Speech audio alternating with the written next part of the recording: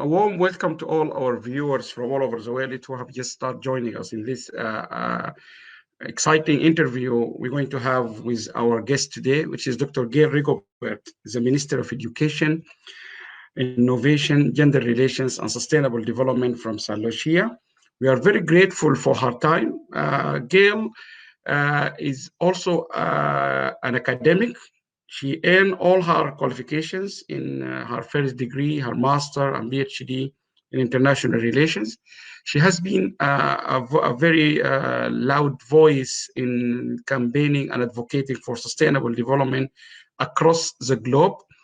And we are very privileged to have Gale on our advisory board for the World Association for Sustainable Development. Now, this debate and all the others which we started last 10 days and we will continue are part of our preparation for our 18th International Conference for the World Association for Sustainable Development. These roundtables or these debates is to stimulate the discussion about what is going to happen in the conference. This year conference is going to discuss without a doubt how we globally have managed this pandemic, how we manage the pandemic of the coronavirus. And also we will look into how this pandemic has affected or has what are the drastic measures we have to take across the whole world to make sure we are still on track towards achieving the sustainable development goals. So I would like to introduce Dr. Gale Rigobert. Gale, I'm very pleased. Thank you very much. Good afternoon. Good afternoon, Allam. It's still morning for me, but good afternoon. How are you? We are very grateful for you to joining us. I know it's 9 o'clock in St. Lucia. Gale, we are very pleased, and you are someone who can really talk about what is happening in the globe now, because you have been, your background, your experience, even as an academic, international relations, how the whole world is living together, cooperating together, not just in crisis, but in trade, in investment, in our all progress towards sustainable development. You have been a loud voice in Paris during the climate change summit, and so many events and occasions. You are an academic yourself. So Gale, or Dr. Gale, I will give you the floor. If you could first maybe enlighten us about, we have been through this now. China been through this for 5 months now, but we, the rest of the world, we start to really feel the pain in the last maybe 6 weeks or so, maybe later than China. So give us the current status from your perspective there in the Caribbean, but you are someone who is globally connected. Hi, Allam. It's good to see you, and thank you for having me as your guest this morning. As you have rightly indicated, for many of us, I think for the entire world, this is an unprecedented period that we're living through at this time. And that is not to denounce the notion that there's nothing new under the sun, but to the extent that we have a confluence of variables that we have never seen together in the same equation, so to speak. And by that I mean that whereas we've seen historical pandemics from the Spanish flu, H1N1, SARS, MERS, you name it, with this pandemic, at this juncture in our socio-political evolution, there are other very critical variables that have given color, texture, tone, and gravity to what we are experiencing. So arguably, given all what globalization has come to connote, and that is the death of distance, the disappearance of geographic boundaries or borders, the coming of the world into one being dubbed a global village, the extent to which we have seen the meshing of cultures, economies, and trade, the mobility, global mobility, the extent to which citizens have been able to move around the world, so to speak. So these variables have added new dimensions to the pandemic of the day. So though we have seen historically the world has had to contend with pandemics, health pandemics, at this juncture, given where we are at as a global political economy, there are certain variables that add flavor, texture, and nuances to what we are experiencing. And let me just throw a couple of things out there, Allam, if I may. And one of the things that has intrigued me is the universality of that simple phrase, stay home.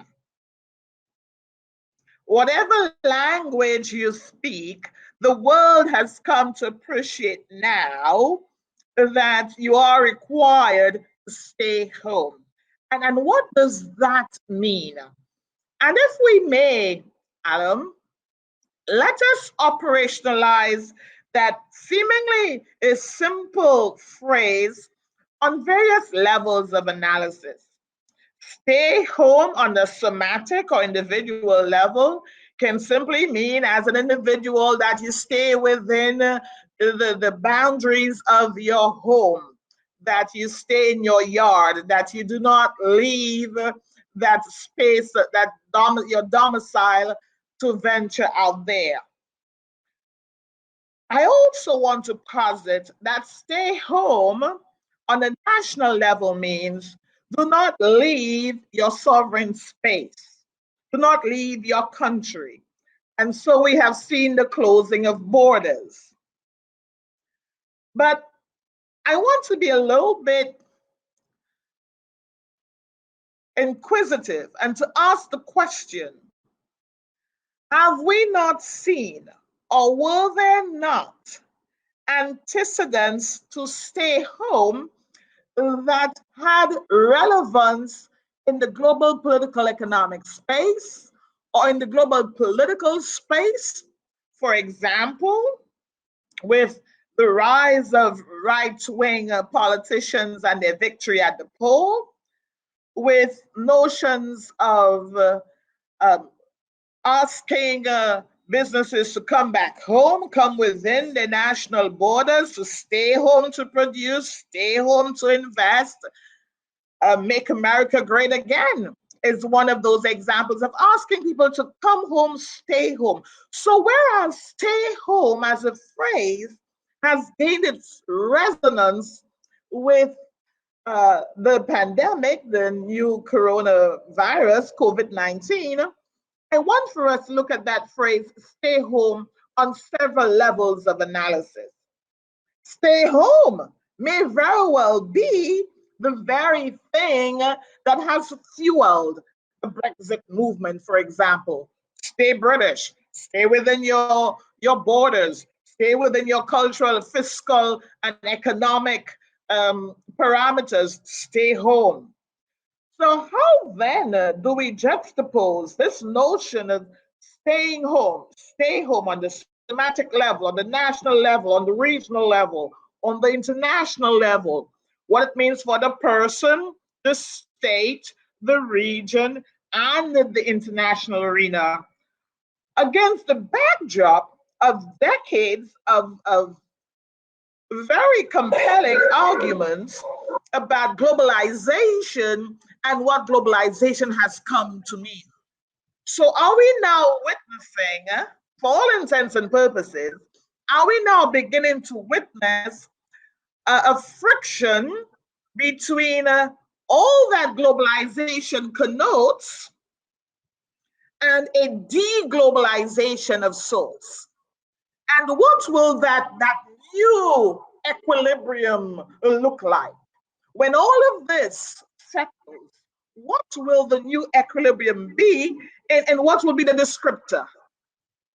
So I open up those remarks, and of course, given that our primary concern in all that we do within WASD has always been, and what are the implications for our sustainable development ambition?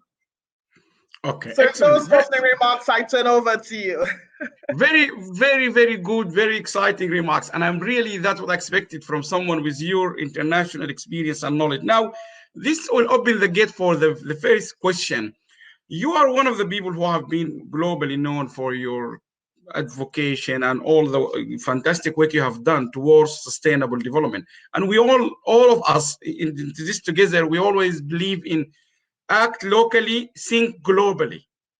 Mm-hmm. Are you saying or are you arguing that's not the case, or it is? Do you feel it is the case? Because from your opening remarks, that's what we all people in the sustainable development, if you like, arena, we always try to say to people, you have to act locally, having in mind what this will do for the globe. So think globally, act locally. Do you think that's not really, this is the first test. Do you think we are acting locally for a global good, or we are not? That's a very interesting question. So I think at the root of what you're asking is, what is the global collective response to this pandemic? And is it that our very survival will be dependent on a global response? Or will you see people holding on jealously to notions of sovereignty, autonomy, and going it alone, and to dig deep and find authentic, homegrown solutions and responses? And that's the contention. Should this be, what is the global response? And where does the global response intersect with the local response?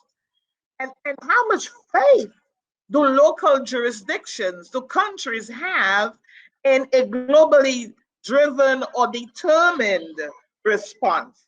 And that global response, is it sufficiently universal to capture the nuances, the particularities, the specificities of the various countries that give the world such diverse character?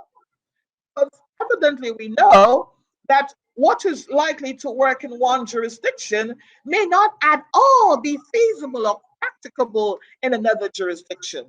So will you find people recoiling, which is a de-globalization, a retreat, a recoiling away from the totality of the global village to find that which is authentically their own to respond to a crisis that, notwithstanding the global dimensions, resonates on the national level in a very acute way? Excellent. And I think, Gale, this might also lead to maybe a subsidiary question, given that you are very close to the US, and we've been witnessing many things. One example, for example, Trump stopping one shipment going to Canada, although it is already, the company should have sent it to the Canadian. You can see people are becoming very nationalistic. They just want to make because we just want to make sure inside our houses or inside our homes in the US or in the UK, we are just want to make sure we are very, if you like, keen on just looking after ourselves? Or is it because we were not prepared to a pandemic or to an international, if you like, disaster of this scale? Is it lack of readiness, or is it more of I just want to make, this is the time of life or this, I will just take care of my house? What is it? Is it lack of preparation, lack of readiness, or lack of anticipation, or more of thing you expected? I want to make sure I can get my British people very safe, German, whatever. What is it? Simple. The first human instinct, survival of the fittest. Okay. First animal instinct, survival of the fittest. And then how do you then ensure that your desire to survive coincides with that of a friendly country? And also, conversely, where does it conflict with that desire? Okay. And that is what we see playing out internationally. Where do things converge, and where do they diverge? And what is the outcome of that. So, for example, food and food security now more than ever will assume a new resonance. Why? And of course, that will vary depending on where you find yourself in the global value food chain.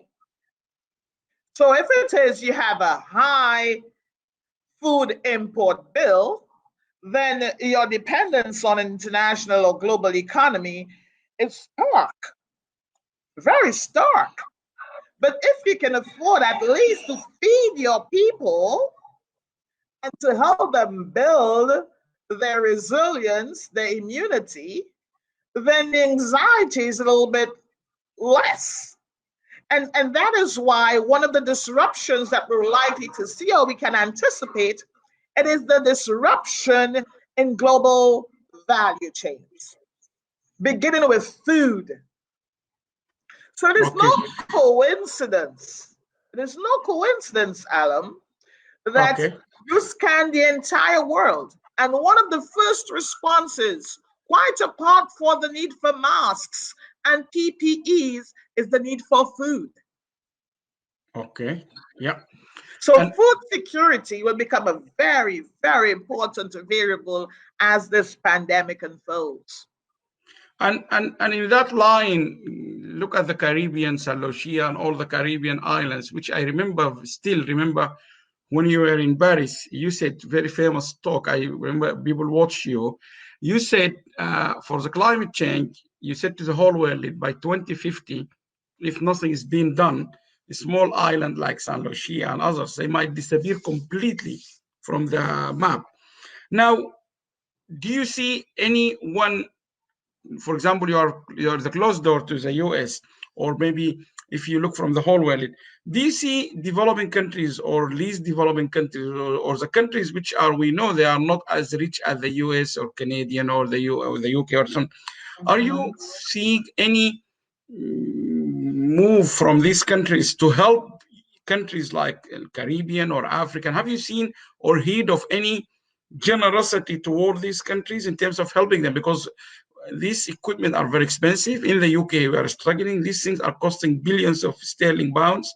So have you heard as some ministerial discussion or in the Caribbean, is there anyone who's offering good gesture to help those countries? Absolutely, Allam. And that is why I speak of the contention between de-globalization and globalization, and where globalization is still alive and well in certain realms, and the need to maintain international relationships and the need to continue to harness relationships with friendly governments and allies, while at the same time recognizing that there are certain things in the trade realm, in the financial realm, in the cultural realm that may just assume their own dynamic.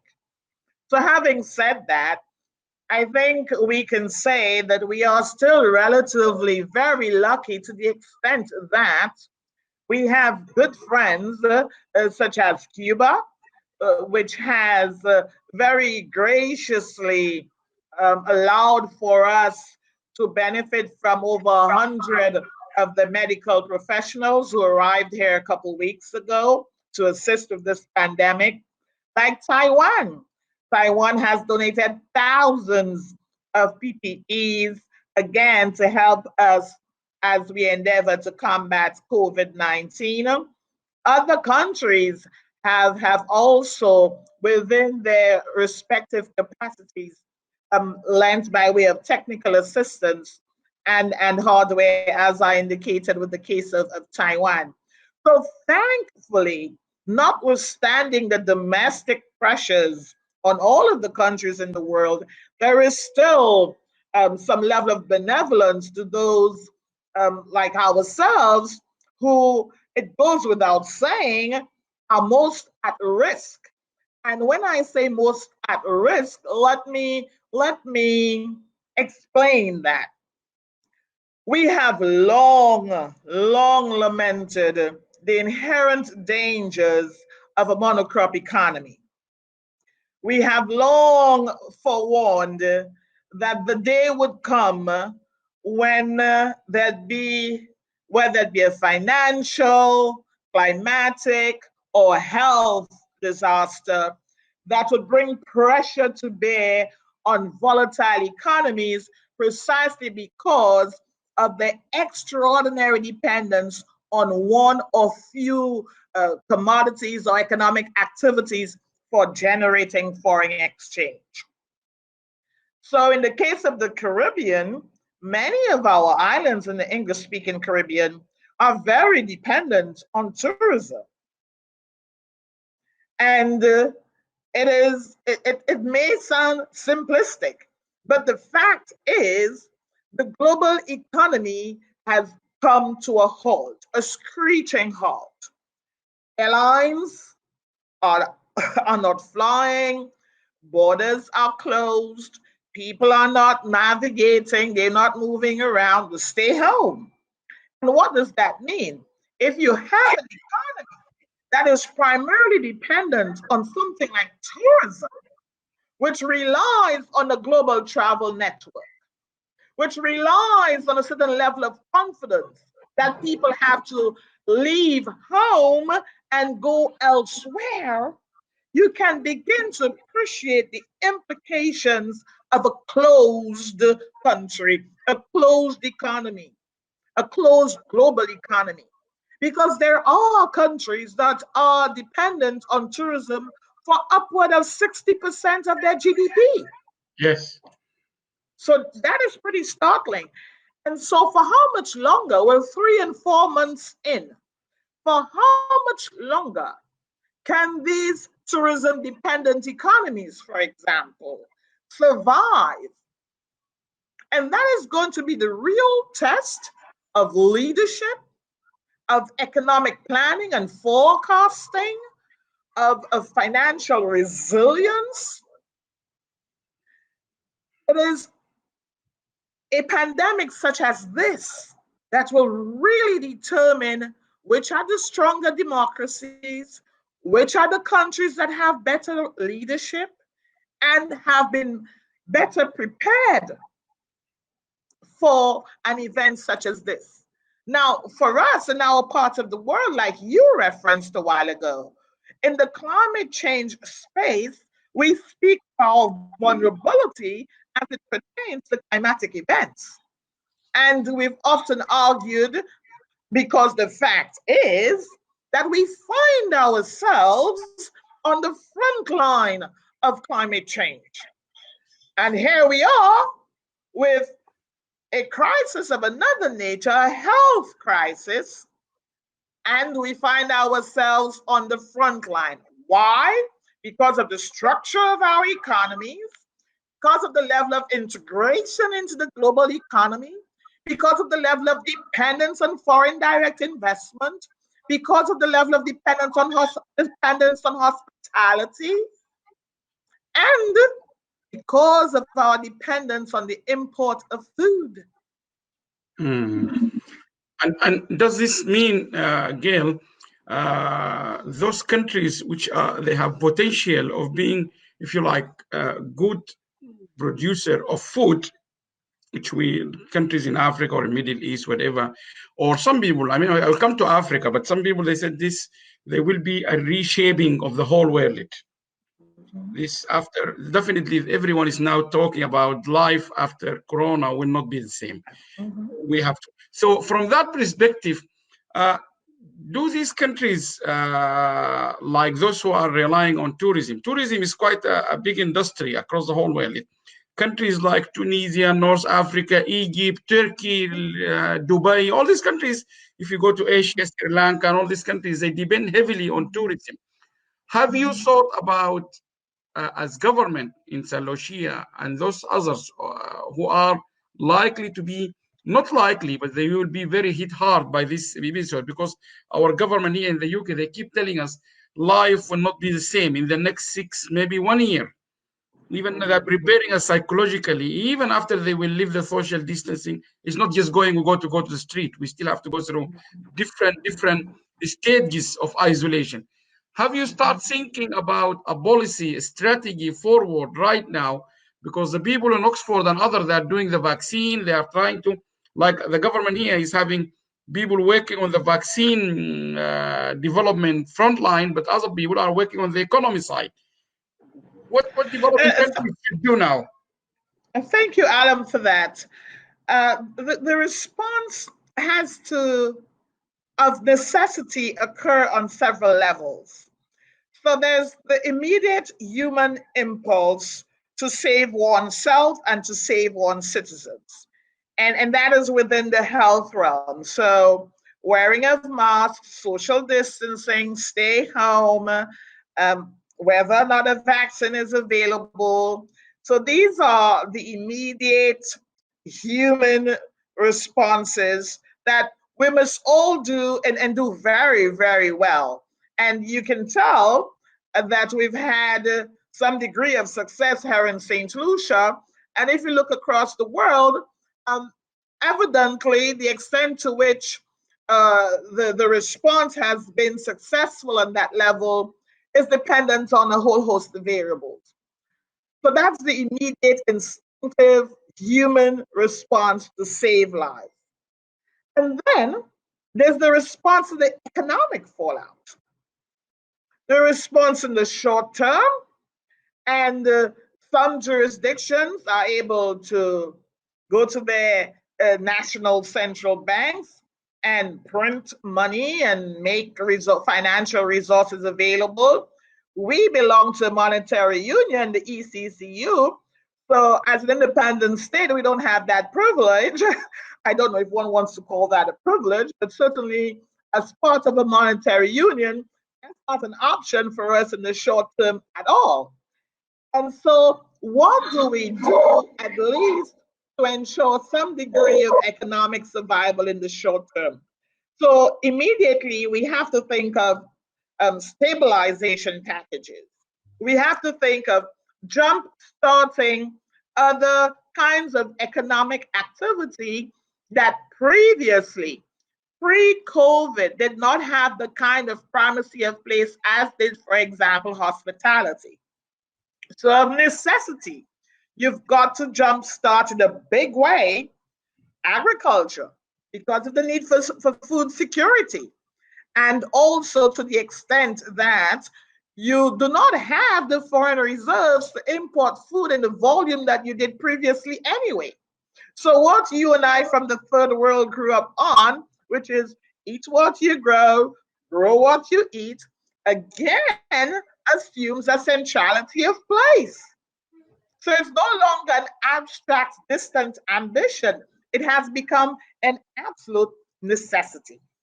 Okay. Then, of course, you've got to think of which other sectors are sufficiently mature or promising or competitive that you can have an injection of resources to help push them along. So whether it be local manufacturing, like I said, agriculture, agro-processing, etc.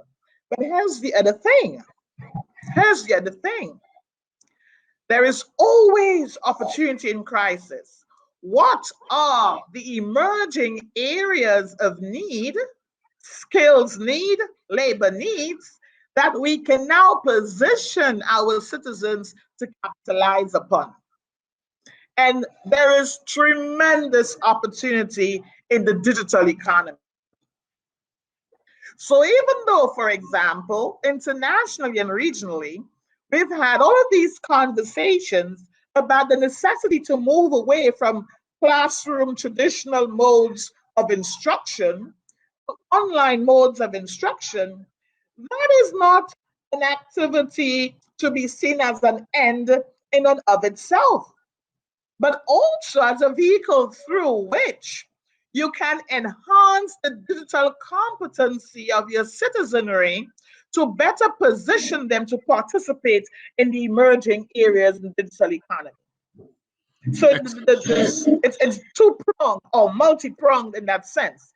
So yes, you are encouraging the education sector to embrace information communication technologies more comprehensively, so that students can satisfy the curriculum as prescribed, but more importantly, they are simultaneously developing very critical e-skills for not only the jobs of today, but very importantly, the jobs of tomorrow, which of necessity, thanks to the pandemic, we've seen working from home. That means a lot. Working from home does not mean that you sit there with a piece of paper and you do some paperwork, fold it up and throw it out the window and hope the wind carries it. No, it's a digital engagement. Yes. And so the economies that will survive are those that are better prepared or have a citizenry that is more au courant and better equipped with the requisite digital or e-skills to participate very meaningfully in this working from home sub-economy. And I mean, I got intervention here, which is just on the same line, investment in health and food. And also, as you said, people start to recognize this dependency on the digital economy and try to be ready for the digital economy. People campaign for that, and we have seen it now. All universities are working now. Let me take you to this question came earlier, but I intentionally delayed. There is also in the social media, there is in the news we hear, but really social media. I have seen many people try to educate people not to take social media news and everything, right? But one of the things being around rumors, this is not just a natural disaster, just got it from somewhere we have this virus, but rather it's been man-made somehow or another. And then this rumor went further to say one of the greatest beneficiary from this crisis is China. I know it sounds silly, it sounds naive, but people, they give that again is real facts. China is shipping masks and everything to the whole world. New York is waiting for shipment from China. We're waiting in Germany. Everyone, the biggest producer, or if you like, someone who is selling this is China. To the extent they are not able to satisfy the world it needs now. The demand is higher than what even China can produce. Now, that leads me to ask you, given that you are a minister, you probably hear something much more than we, the ordinary citizen here. Do you have any doubt about this disaster? Where did it come from, or do you really go along with this this controversial? I mean, what is your intake on this? The urgency to stay alive and to keep our population alive, healthy, and well is sufficiently consuming. Yes. That from where we sit, it matters little what the genesis of this pandemic is. We simply have to deal with it. Yes. And that is the focus. The focus is it is here, it is within our borders, it has shut down the global economy, it is going to go down in history, in our time, as the one variable that redefined the contours of finance, of economics, of politics, of culture. This is a creative gale of destruction. This is disruptive on every level. But as you know, in the Schumpeterian sense, there are nuggets there as well. So, for example, look how we've been limping along with fintech. Well, we can't limp along anymore. We have to be catapulted into a new way of doing things. So the entities, the agencies, the countries, the businesses that will survive are the ones who were better prepared for the implications of a pandemic such as this. And at the root of that capability, that response capability, is digital competency, the level of technological development, the level of know-how, the ability to produce new knowledge, to problem solve scenarios.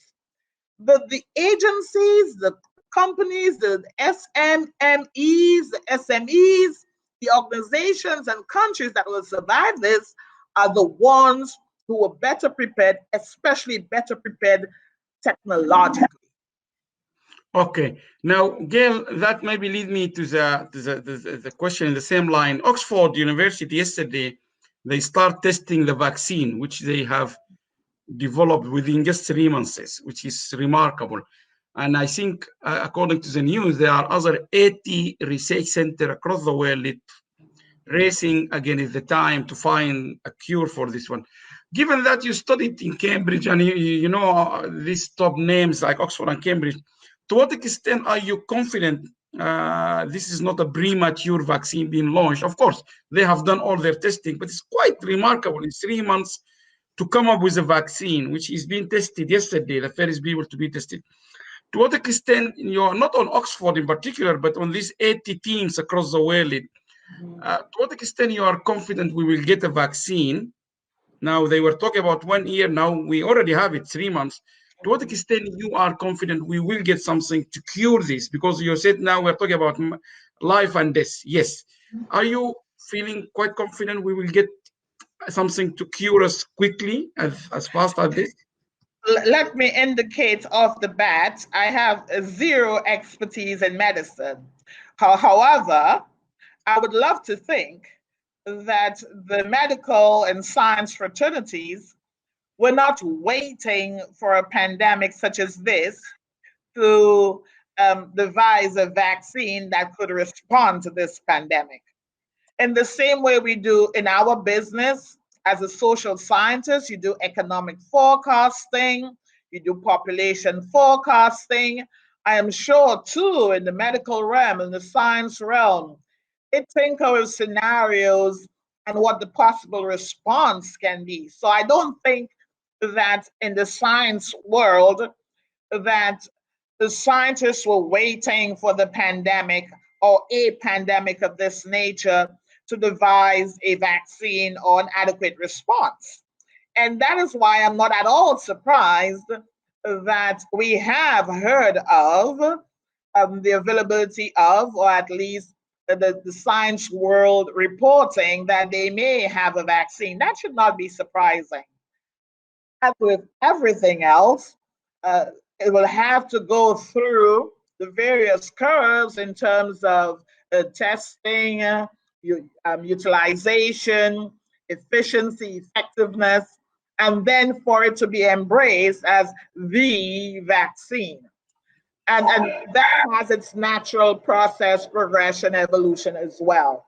And I would not want to comment on what that will look like.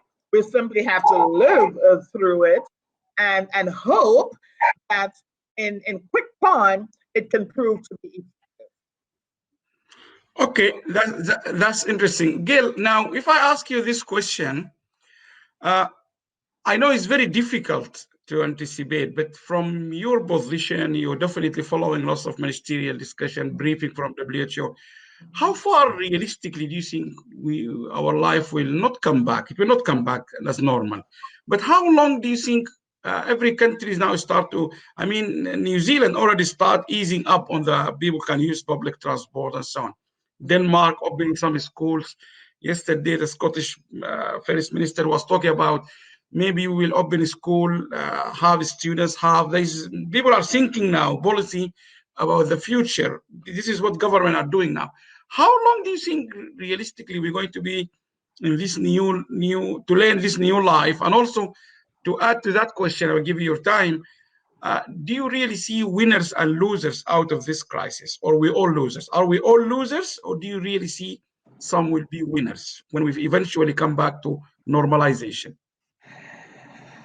Whatever the new equilibrium will be, whatever descriptors we will use for it when that day comes, we will look back and recognize that all that we saw pre-COVID will simply be the past, and that COVID will become a very telling demarcator in our social political, historical, financial history. In the same way that many had postulated that post 9/11, the world would not be the same. And we've seen that. We've lived through that era, and we can all attest to the extent to which the world had changed or has changed in a remarkable way since 9/11. Similarly, the world the new descriptor will be pre-COVID and post-COVID. In the post-COVID context, there will be winners. And the winners will be, curiously, the winners will be those with the larger economies, with more diverse economic bases or sectors. The winners will be two, those with young populations, young professionals who can gainfully engage in restarting and resuscitating the economy. The winners will be those who are able to rethink how things are done, and even whatever the mainstay of the economy is, to rethink and restructure that. So, for example, whereas we've had a tourism product that can boast of sun, sea, sand, scenery, and music and carnival, are there not other dimensions that we would have to consider? And to what extent can we repackage, rethink what our tourism product will look like? Inevitably, more attention will have to be paid to the ICT subsector and whether we can better position ourselves to capitalize on the global digital economy. So the countries that are better able to do that, notwithstanding the extraordinary cost that we have incurred, the extraordinary economic costs that we are now incurring, if you are nimble, responsive, and expedient, you can readjust very quickly to a new reality. There will be some losers. One of the concepts that I've been toying with in my head as I prepared for this conversation, Allam, is what we refer to in the social sciences as de-development. De-development. In the same way you have a hurricane or adverse weather system that can wipe out 200, 300, 400% of your GDP in one event over a 24, 48-hour period, this pandemic can reverse the gains that many countries had made previously, with serious implications for the 2030 agenda, with serious implications for countries' ability to meet the Sustainable Development Goals. And so there will have to be a rethinking of what those goals will look like post-COVID, maybe a reprioritization of those goals. And as much as we see ourselves contending between the domestic demand and domestic impulse for survival, we cannot stop international engagement. In fact, now more than ever, there is need for some kind of international engagement. So to starve international agencies, to deny them the requisite resources, I don't think is the kind of response that will help the total, the world, the global economy. The losers will have to be very careful about one thing: the extent to which realistically they can hold on to their sovereignty and autonomy. Whatever residual components of that are left after decades of globalization. Okay. That's a very good statement, yes. Because you know what? The desire to build empires is not one that has evaporated. And so there are always countries that, through no fault of theirs, may be ripe for the picking.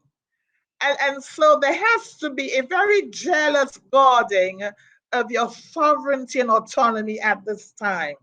And that is concerning to the extent that not all countries have the wherewithal to stand up to respond to, and to survive the kinds of advances, some more or less aggressive than the other, in the context of mixed vulnerabilities and even exacerbated vulnerabilities. So we will have to begin to think of survival, sovereignty, autonomy, stay at home, or engage. And the engagement has to be measured. So let's use the use of masks anecdotally. If we are engaging in a physical space, you and I will wear our masks because we recognize the inherent danger that exists, but equally the necessity to engage. So if I use this analogy to in a sense, extrapolate from that and give us an indication of what is likely to happen in the global political space as well, countries will be putting on their masks, recognizing that they must engage, but the necessity to protect oneself in that context is very, very important. And that has broad application on several levels. Now, Gale, that's very interesting. But let me ask you this question, because I think this is even part of our title, Stay Home. Now, Yes. from your evaluation worldwide, we do have lots of scenarios now. People in Africa, for example, are struggling, governments are struggling to get people to stay home. And some of the very common and acceptable excuses, the systems of these countries is advanced enough, like here in Europe or the OECDs, where you can get shopping in the house, you will get medication and so on. They have to go and get the food. They have to line up for bread and so on and so on.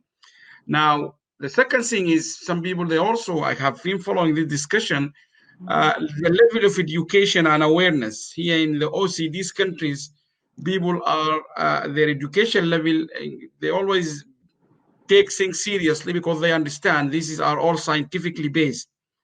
So if the government says stay home, they will stay home. Although we still have a minority, I would say a very little minority still go out against this, and so on and so forth. What is your perspective on this? And also, if you look to countries in Asia, in the Middle East, probably in the US, again, it depends on the country, the way people live, and so on. Do you think people globally are adhering to this message, stay home? And what can you add more? Many people have spoken, many ministers like you, governments, celebrities, they have all sent messages. And I would like you to send one message now as Gale, as the academic, the minister, the campaigner, something different to encourage people or to stay home. What can you say?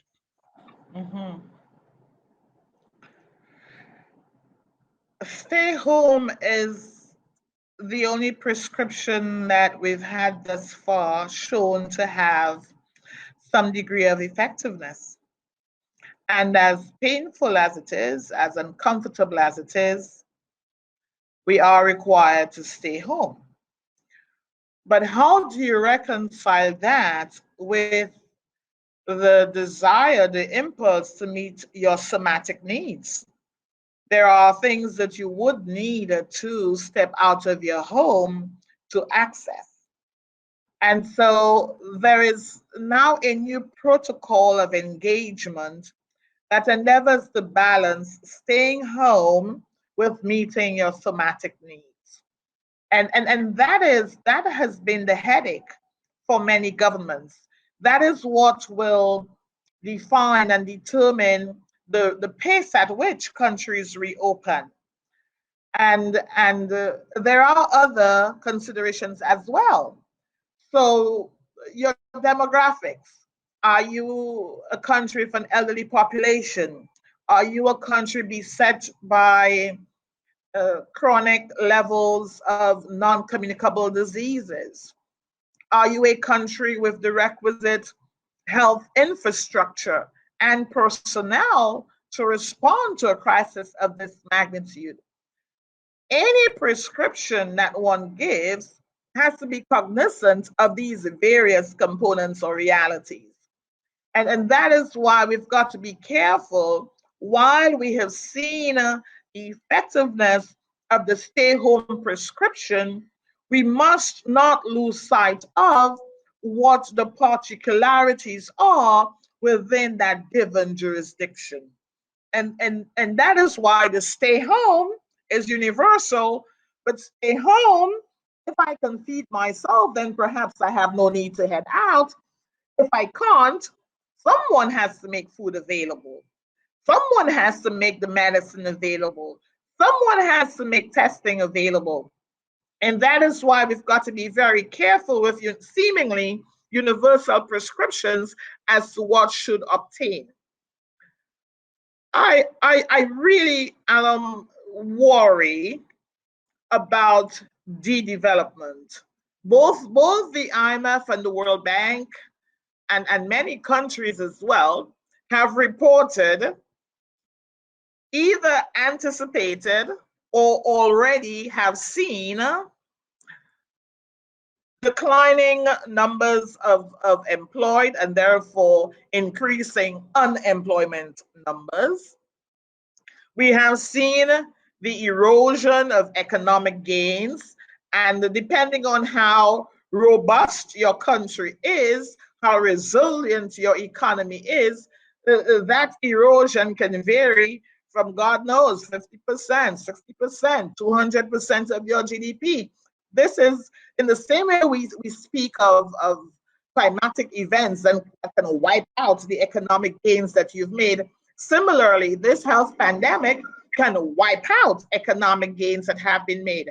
So within the context of the Sustainable Development Goals, for example, we were beginning to celebrate gains made in certain jurisdictions. But have we seen a reversal, or will we see a reversal of those gains? And so how far back is this pandemic going to take us? And what is going to be required to catapult us, not just back to where we were pre-COVID, but where we needed to be, or where we will need to be in 6 months, in a year, in 2 years. And I'm telling you, we don't want to assume a fatalistic posture, especially those of us in the emerging economies and in the third world. We are very resilient people. We are accustomed to our hard knocks, whether it be droughts, floods, storm, economic crisis. We are a people who have had to be resilient. And we will also come out of the other end a more resilient people.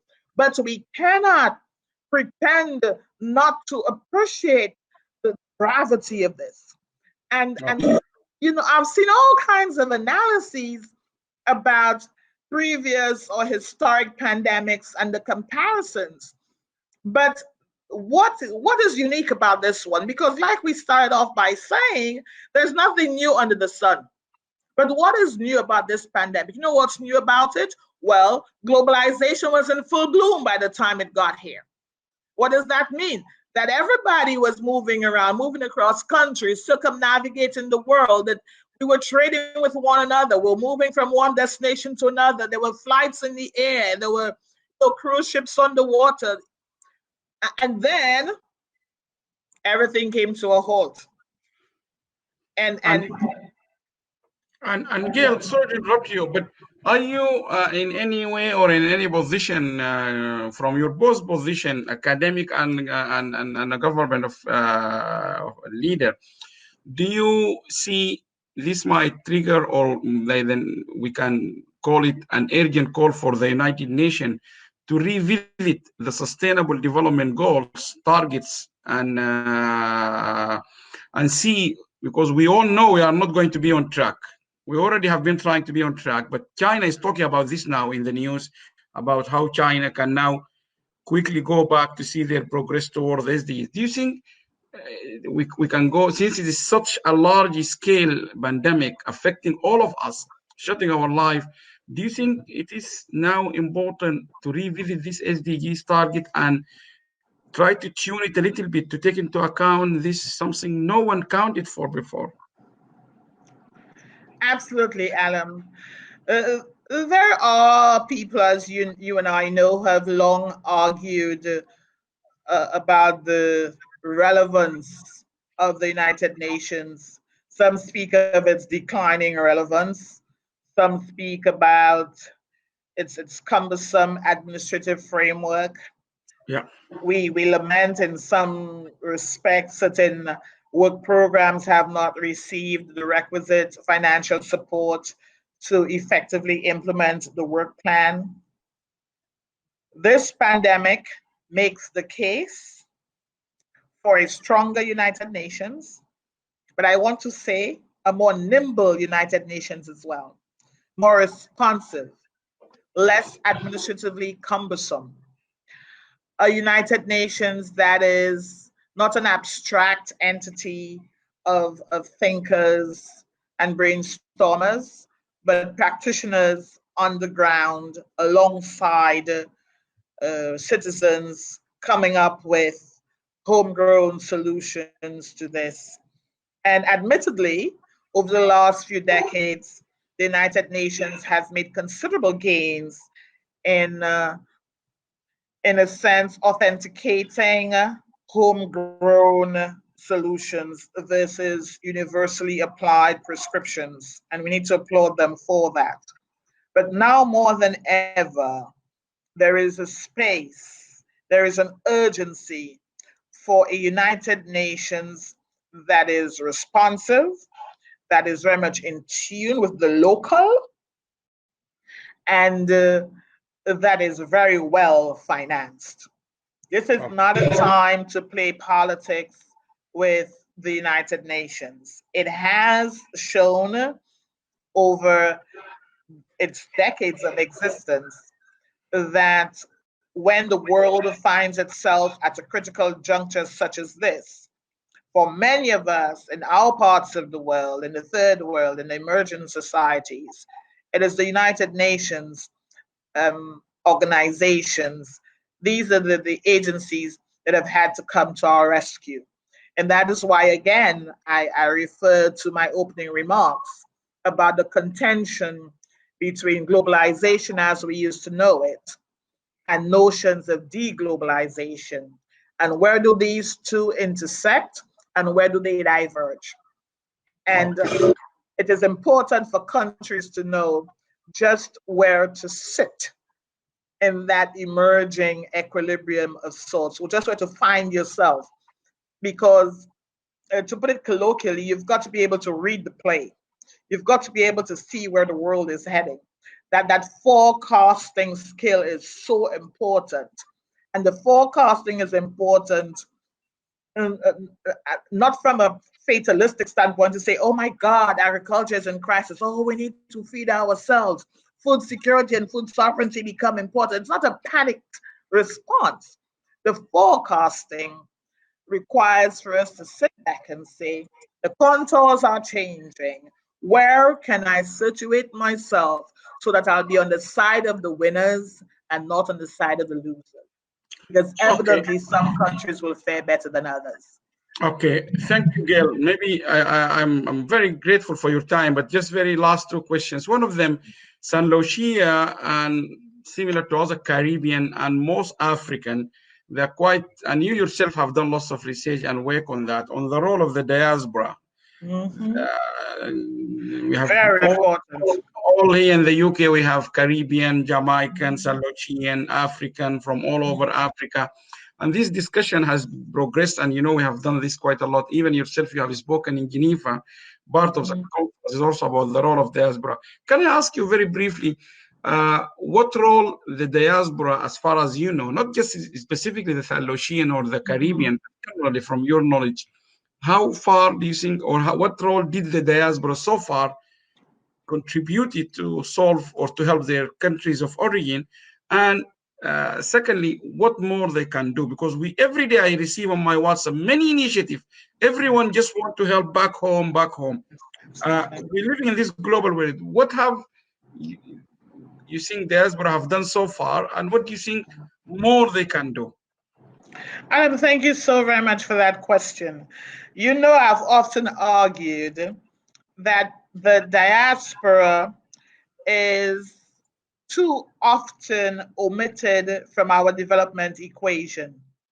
It plays too much of an important role to not receive the level of attention, research, and data analysis that is required to give true meaning and ascribe real value to the contribution of the diaspora. But now we will find out, because here's the difference with this pandemic. When the islands are struck by adverse weather events, for example, more likely than not, there are other parts of the world that are unaffected, where we have large diasporic communities.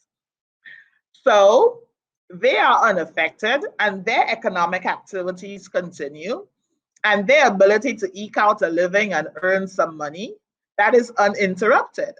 And so they can continue to support their families in the islands. With this pandemic, precisely because of its global nature, precisely because the entire world has ground to a halt, they too are experiencing exactly what we are experiencing here in St. Lucia. So their income is unstable. They too are required to stay home. Many of them engage in the informal economy are unable to earn in the quantum that they used to before.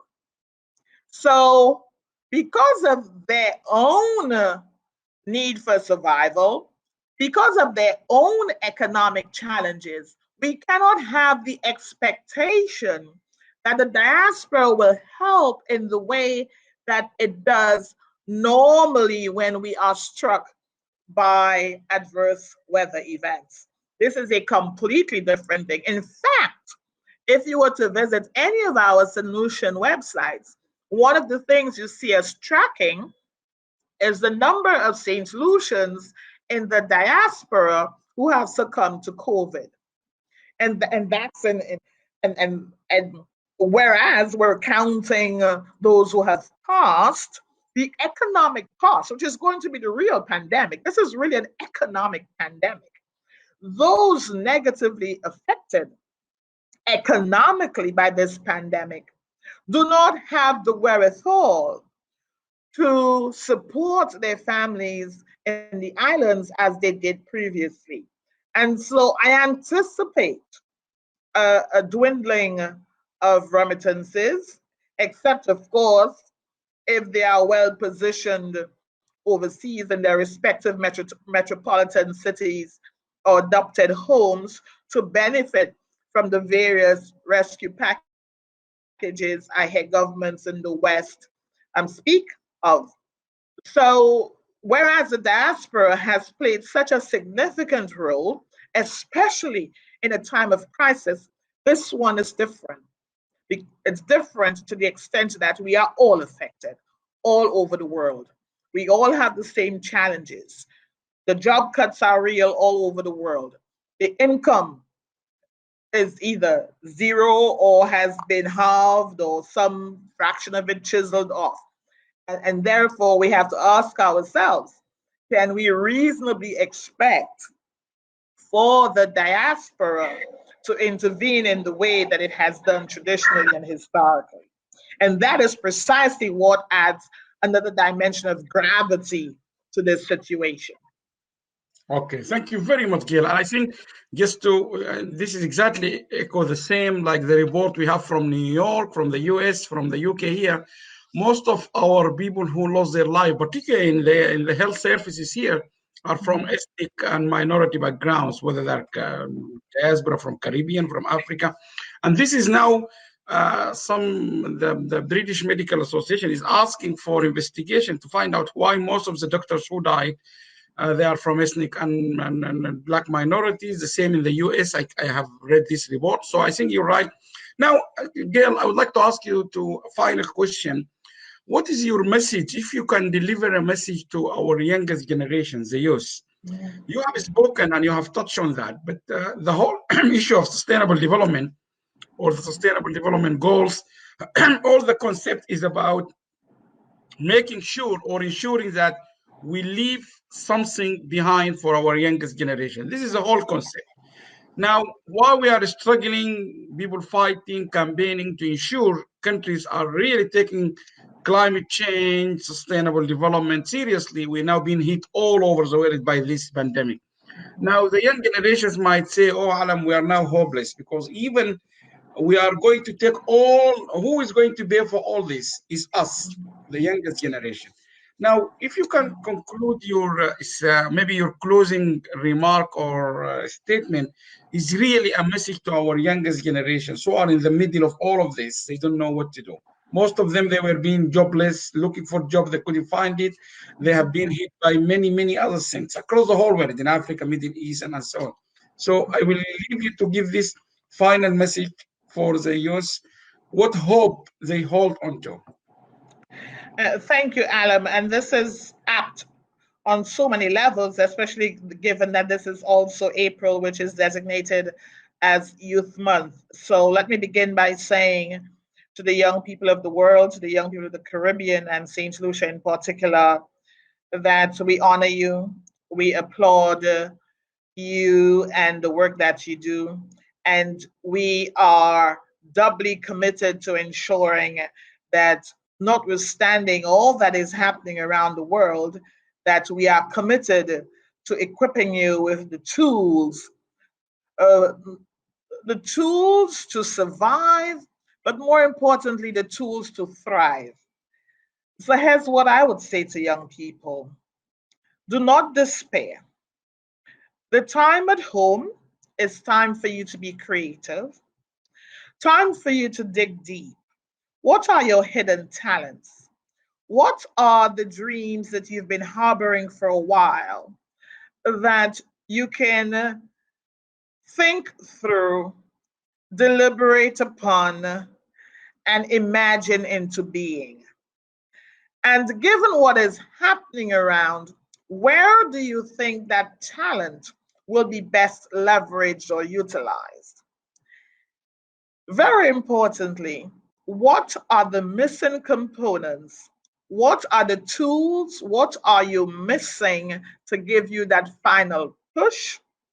And is it resident in what you hear governments, development agencies, civil society organizations offering? So I have seen a tremendous, tremendous benevolent spirit emerge over the last couple of months in particular. Things that have been zero rated. By that I mean free. So free training online, free seminars, so many things that have now come to your fingertips at zero cost to you that can help you enhance your own capacity and better position you to participate in the evolving economy, which has a very strong digital character. So it is not the time for us to sit and mope, but for us to think, for us to become innovative, for us to become creative and ask the question, what can I do in this emerging space? What is this new equilibrium going to be? So, for example, as simple as it sounds, Allam, the number of young people who have been creative in terms of the kinds of facial masks they make, the songs and the poetry that they have penned, the art that is coming out of this. Because, like I said, this in our time, in our lifetime, this is an unprecedented period for us. Not because it is a pandemic, but it is a pandemic happening at a time such as this, with all the other characteristics of things like globalization, for example. It is that that gives it its new character. And the notion of working from home and the leveraging of ICTs in whatever guise, this is where the real opportunity resides. And so I want to encourage young people to think Where can I fit in all this? What are the emerging opportunities for me? What are the things? I see Ivy League universities offering certificate programs for free. I see development agencies offering seminars for free. I see telecommunications companies zero rating their learning platforms for ease of access by those who perhaps previously were priced out of that space. These are the opportunities, Allam. And I really want for us to resist the fatalism, resist the pity party, and show gut, spunk, true metal, and embrace the opportunity that is resident in this crisis, because there's always an opportunity in the midst of the crisis. That is the story of humanity. That is the story of the people of the developing world.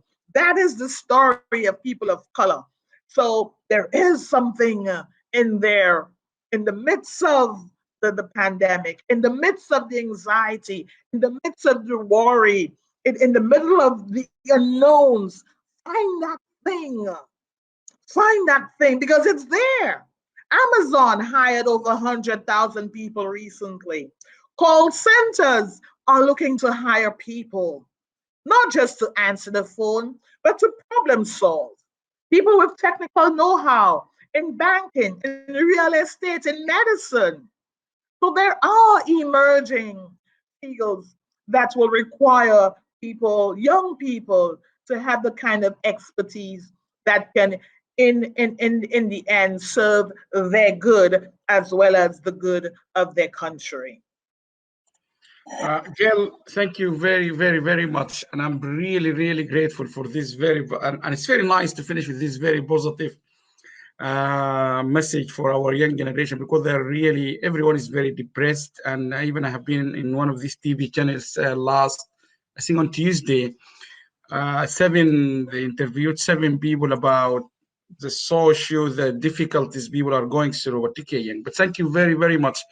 I think we aim for half an hour, but we ended up now going to 2 hours. So I'm really, really grateful, and I apologize for taking long. But I think the conversating with you, Gale, is always been a pleasure. It's very entertaining and your wealth of experience is always exciting people to ask you more questions. But thank you so much, Gale. And for all our viewers, I hope you all join me wherever you are. I know we can't see you clapping, but to join me to thank Dr. Gale Rigobert. Gale is a Minister for Education, Innovation, Gender Relations, and Sustainable Development. Maybe next time we ask you, how do you manage all these 4 items together? Quite 4 ministers. I have seen that in other countries are 4 ministers, innovation. And, but thank you very much. And this will conclude our interview with Dr. Gale. And it will be uploaded on the YouTube, so you can have a better chance also to see it as it's showed as a standalone video. Gale, thank you very much. And I would say goodbye to everyone watching us from all over the world, and stay safe and stay home, as Gale said, and everyone is saying. And I think there is much, as Gale said, not just for the younger, there is much we can do. The least to say, we stay bonded together as a family, because normally we run away, kids in the school, now we are together. And thank you very much, and bye-bye. Thank you, Allam. All the best to you and your family. Please stay safe. Thank you. I think I will show you this before we go, because this is from Olivia. What a wealth of information. Great job. Oh, no, I saw she's checking me. I thought she's talking to you. But thank you very much. All the best, Gale. Bye-bye. Thank you. Bye.